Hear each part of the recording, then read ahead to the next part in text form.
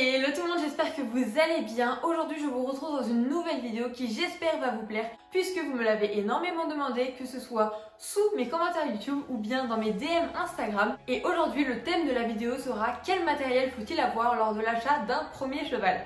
Donc c'est parti, j'espère que la vidéo vous plaira et bon visionnage. Let's go!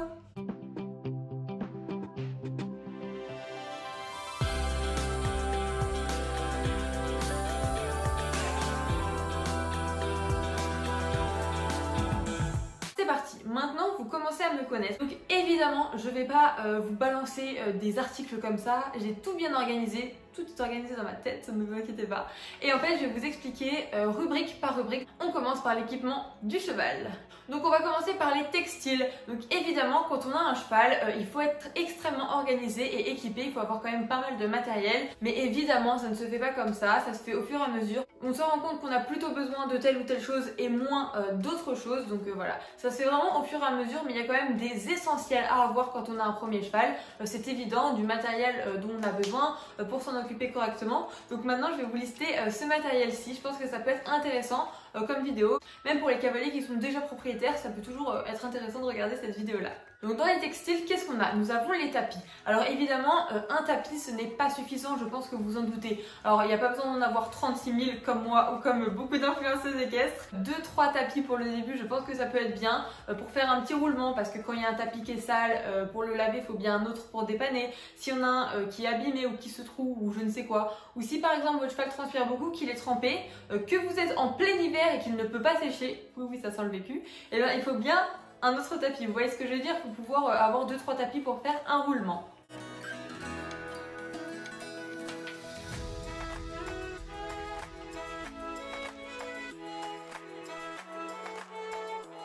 Ensuite, il faut des protections. Donc vous pouvez avoir soit des guêtres ouvertes, soit des guêtres fermées selon votre discipline, ou alors des bandes de polo. Donc je pense que l'idéal c'est d'avoir une paire de guêtres antérieures-postérieures pour commencer, et également une paire de bandes de polo pour mettre aux antérieures et aux postérieures. Je vous ai montré qu'une bande parce que clairement j'en ai tellement, je vais pas toutes les montrer, je vous parle simplement des choses en général. Oh bah il y a du soleil au moment où je change d'endroit. C'est pas grave. Du coup on passe aux flanelles, donc j'ai énormément de flanelles, de marques différentes, de tailles différentes, puisque j'ai des petites par exemple pour un intérieur, escadron, je monte des marques différentes, du coup j'en profite. Et par exemple là j'ai une hypotonique, hop, pour les postérieurs, donc je vous montre la différence de taille. C'est quand même beaucoup plus pratique pour ceux qui mettent des flanelles pour monter. Voilà. Pour les chevaux qui ont besoin, vous pouvez également avoir une paire de cloches. Je pense que là on est pas mal pour équiper les membres du cheval. On a des cloches, des protections, des bandes de polo, mais vous pouvez également avoir des bandes de repos pour mettre au box, par exemple après un entraînement important, après une grosse séance, ou alors tout simplement une paire de Staples Boots. C'est un petit peu le même principe sauf que c'est plus simple. En fait au lieu que ce soit une bande élastique, donc une bande de repos, c'est une guêtre qui a les mêmes fonctions qu'on applique sur les membres du cheval. Alors c'est moins précis évidemment, mais c'est vraiment beaucoup plus pratique. Pour les personnes qui ne savent pas forcément poser des bandes, c'est vrai que c'est une bonne alternative. Mais après tout s'apprend. Et une vidéo sur les bandes arrive bientôt, ne vous inquiétez pas, je pense à tout. Maintenant, on a les couvertures et les couvre-reins. Alors évidemment, l'hiver quand il fait froid, selon si votre cheval est au box ou au pré, il faut le couvrir. Donc selon ce que vous avez choisi, selon si votre cheval est en pension au box ou si votre cheval est en pension au pré ou même pré-box, il va falloir adapter les couvertures parce que ce ne sont pas forcément les mêmes. Par exemple, un cheval au box ne va pas avoir besoin d'une couverture imperméable ou alors uniquement pour ses sorties au paddock. Alors qu'un cheval au pré, il va pas avoir une couverture de box. Donc voilà, tout ça c'est vraiment selon le cheval. Sinon, pour les couvertures, j'ai fait une vidéo il y a peu de temps dédiée à ça. Donc je vous laisse aller la voir, je vais vous la mettre dans la barre d'infos, je vais vous mettre le lien pour que vous puissiez cliquer. Ça vous donnera une petite idée des couvertures qui existent, des couvertures qu'on peut avoir et comme ça vous verrez les modèles que moi j'ai. Par contre, on a aussi les couvre-reins parce que quand il fait froid, on met un couvre-rein sur le dos du cheval parce que lui aussi a froid. Donc après il existe des couvre-reins polaires ou alors des couvre-reins imperméables, ça c'est à vous de voir. Personnellement j'ai un couvre-rein déperlant qui est doublé polaire et j'ai un autre couvre-rein totalement polaire, donc en fait j'alterne selon si je monte dehors ou si je monte en manège. Ensuite on passe au licol, donc en fait c'est important d'avoir je pense quand même plusieurs licols, au moins 2, parce que si vous êtes en déplacement ou même si vous êtes à la maison et que vous avez un licol qui se casse parce que votre cheval a tiré au renard, parce que le chien a volé votre licol ou je ne sais quelle raison, peu importe, parce que ça c'est des choses qui se cassent très vite. Alors surtout les longes pour ma part, j'en achète une par mois, j'ai l'impression. C'est pas solide les longes d'équitation, c'est un truc de ouf. J'ai envie de router mon cheval, je tire un peu, la longe se pète. Enfin, c'est tout le temps comme ça avec moi. Je passe ma vie à acheter des longes et des sticks. C'est le truc que j'achète tout le temps. Maintenant on va passer à tout ce qui est accessoires en cuir, toujours pour le cheval. Une selle adaptée au cheval, c'est vraiment extrêmement important. Certains ne le savent peut-être pas, mais en fait mon métier c'est d'être coach de dressage, donc je donne des cours et je vois énormément de chevaux qui après avoir une selle mal adaptée ont des gros problèmes de dos. On se rend peut-être pas compte comme ça, mais une selle mal adaptée ça peut créer d'énormes problèmes et ça peut être extrêmement grave. Donc faites attention à ça, je pense que c'est quelque chose à vraiment prendre en compte, c'est très important. Alors oui, vous devez être bien dans votre selle, ça c'est indispensable, mais votre cheval aussi doit être bien. Forcément ça doit être bien adapté à lui, à sa morphologie, à son dos, donc passez par des professionnels parce que c'est quelque chose d'extrêmement important je pense. Qui dit selle, qui dit sangle, qui dit étrier, qui dit étrivière, mais ça vous vous en doutez. J'ai 3 sangles parce que j'aime bien en avoir plusieurs. J'ai fait tomber la plus propre.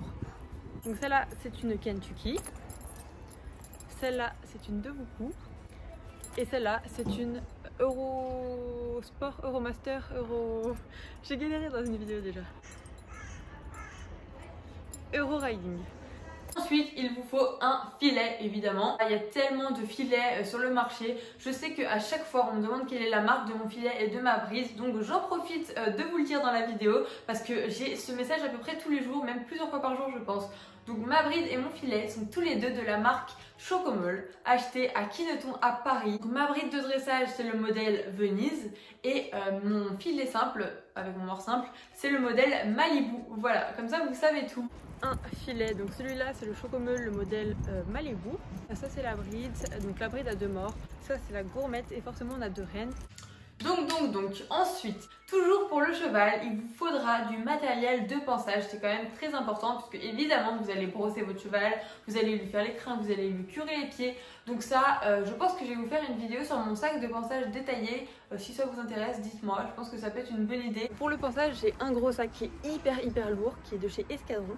Donc celui-ci j'utilise au quotidien et sinon j'ai une autre boîte, c'est une boîte à pharmacie. Lors de ma vidéo où j'ai décidé de vous présenter mon sac de pansage et mes produits de soins en détail, je pense que c'est une bonne idée de vous présenter également la trousse à pharmacie. Je vous montre quand même rapidement la boîte à pharmacie. C'est une Unicorse, d'ailleurs vous avez moins 10% avec le code VickyLife10, je casse ça comme ça. Elle est belle et elle est solide parce que alors là ça fait un bon moment que je l'ai. Dans cette vidéo on va juste parler des essentiels, donc il vous faut évidemment des brosses, un bouchon, une brosse douce, un cure-pied, une brosse à crins, du démêlant et après vous verrez tous les produits que j'ai dans la vidéo. Ça peut être intéressant je trouve de faire une vidéo plus précise sur le sujet. Si vous souhaitez sortir en concours, il faut par exemple des seaux, un filet à foin, mais ça se fait un petit peu au feeling, au fur et à mesure, selon vos besoins. Après moi je conseille toujours d'en avoir, c'est toujours utile, c'est toujours pratique. Là par exemple cet hiver on a les abreuvoirs congelés, et ben, il fallait des seaux, enfin vous voyez ce que je veux dire. C'est quand même, un seau ça coûte rien et c'est quand même utile d'en avoir un je pense. Ensuite, quelque chose dont j'ai pas parlé, c'est du matériel pour longer. Et donc pour longer, j'ai ce qu'on appelle une boîte à longe. En fait, j'ai tout mon matériel pour longer dedans. Je vais vous montrer ça. Donc dans la boîte à longe, nous avons une longe. Jusqu'à là, tout paraît logique et normal. La mienne, elle vient de chez Paz. Elle est bleu, blanc, rouge, je l'adore. Voilà. Petite longe. Qui est mon tapis de longe avec mon surface mérène allemande déjà réglé dessus. J'ai juste à poser sur le dos de ma jument et tout est en place. Il y a juste à brancher les enraînements après qu'elle ait marché. Et puis voilà, prête pour longer. Hyper pratique et tout ça je mets dans une boîte. Comme ça je m'embête pas, c'est hyper pratique et voilà. D'ailleurs en parlant d'équipement pour le cavalier, on va passer à cette catégorie là. Quand on est propriétaire, on est aux écuries tous les jours et donc on monte presque tous les jours. Donc je pense que vous vous doutez qu'un seul pantalon d'équitation c'est un peu limite, à moins que vous ayez envie de mettre le même 6 jours d'affilée, mais bon je pense pas que ce soit la meilleure option quand on traîne aux écuries, surtout l'hiver quand il pleut, on est tout le temps sale. Donc voilà, plusieurs pantalons d'équitation c'est quand même assez logique. Pareil, des vêtements chauds, l'hiver, un manteau chaud c'est quand même assez indispensable, une bonne écharpe, des gants, c'est quand même des choses importantes. Quand on monte à cheval, on a une baume sur la tête. J'ai ma petite baume qui vient de chez Sam Shield. En fait, c'est le modèle Miss Shield avec le liseré rose gold. J'ai exactement le même modèle en noir tout laqué. Et vraiment, je les trouve hyper jolie, hyper confortable. Moi, c'est Team Sam Shield à fond. Tout est dissocié entre mon matériel de concours et mon matériel des écuries. Pareil pour mes bottes, etc. En parlant de bottes, il vous faut des bottes. Vous pouvez avoir une paire de bottes d'écurie et après une paire de bottes pour monter à cheval. En cuir classique quoi.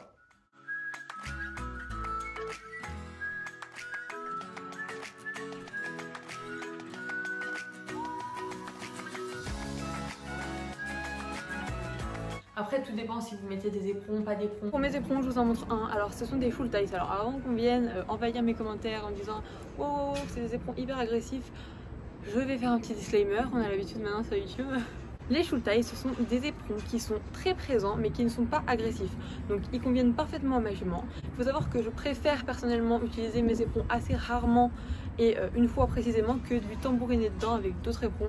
C'est vraiment beaucoup plus précis et ça lui convient mieux à elle et à moi. Donc voilà. Donc à partir du moment où vous avez la jambe fixe, où l'éperon est bien utilisé avec parcimonie, pas de problème. Du coup c'est que ceux qui critiquent à chaque fois, ça me fait trop rire parce que c'est ceux qui arrivent avec des petits éperons comme ça, là, des petites boules arrivent à faire des trous dans les poils du poney. Enfin franchement, bref, vaut mieux pas voir ça.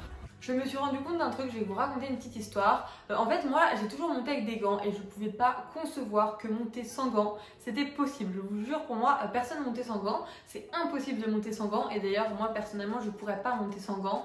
Déjà je trouve que les rênes m'agrippent moins, je suis moins précise, enfin c'est pas possible. Et je me suis rendu compte en étant coach, en donnant cours, je pense 80% de mes cavaliers montent sans gants. Ça m'impressionne. Je sais pas comment vous faites ceux qui montent sans gants. Dites-moi dans les commentaires si vous êtes team avec gants ou team sans gants parce que ça m'intéresserait de savoir. Évidemment si vous avez besoin de déplacer votre cheval, si vous avez besoin d'aller en concours ou d'aller à la mer ou d'aller où vous voulez, vous pouvez avoir un petit camion ou un vent. Bon là c'est un investissement un petit peu plus coûteux. Et voilà, on est devant mon vent. Donc voilà, moi j'ai investi dans un vent. D'ailleurs si vous voulez voir plus en entier, j'ai fait une vidéo il y a un an, donc ça date un petit peu, où je nettoie mon vent. Du coup je vous montre un peu tous les moindres détails, donc je vous invite à aller voir cette vidéo. D'ailleurs toutes les vidéos dont je vous parle, je vous mettrai un lien cliquable dans la barre d'infos. Mais bon, je vous fais quand même un petit résumé détaillé. Ce vent, c'est un vent cheval liberté que j'ai acheté il y a 2 ans. Bon voilà, il est très très bien. Du coup je vous montre vite fait, ici on a un rangement. Alors attendez, oh là, je sais pas si je vous montre vu le bordel.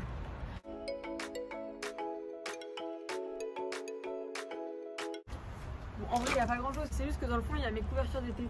Il y a un sac avec, vous savez, les masques là pour les chevaux. Ma couverture d'été, je la mets là parce que je sais pas où la mettre. Et sinon en fait dans ma sellerie ça prend l'humidité alors que là bah ça va. On a un miroir qui s'est décollé. Attendez, faut pas le casser, on va essayer d'éviter ça sans malheur. On a mon fameux miroir qui s'est décollé à la base, il est ici mais là il est tombé, je vais aller chercher de la colle forte tout à l'heure pour le recoller. C'est toujours pratique d'avoir un petit miroir quand on arrive en concours, qu'on doit se coiffer, etc. Moi j'approuve. Je vous montre pas mal de trucs dans cette vidéo mine de rien. Donc là on a 2 porte-selles, je mets ma selle sur l'un, 2 tapis sur l'autre. Voilà. Bon là on a une fenêtre. Du coup ici on est dans l'intérieur de mon vent. Alors il y a des copeaux au sol, vous voyez pas mais je vous le dis. J'ai également un filet à foin dont je vous ai pas parlé, ça peut toujours être utile pour tout un tas de choses. Voilà, le mien c'est un Equitem, un peu sale mais résistant. Voilà. Cette vidéo est maintenant terminée, j'espère vraiment qu'elle vous aura plu. Je pense qu'on a fait le tour d'à peu près tout. J'espère ne rien avoir oublié. Voilà, après il y a d'autres choses qu'on peut avoir, mais là je vous parle vraiment de l'essentiel de l'essentiel. N'hésitez pas à vous abonner à ma chaîne YouTube et à vous abonner à mon compte Instagram. N'hésitez pas à activer la petite cloche de notification pour ne rater aucune de mes vidéos. Et en attendant, moi je vous dis à très bientôt pour d'autres vidéos. Bye bye!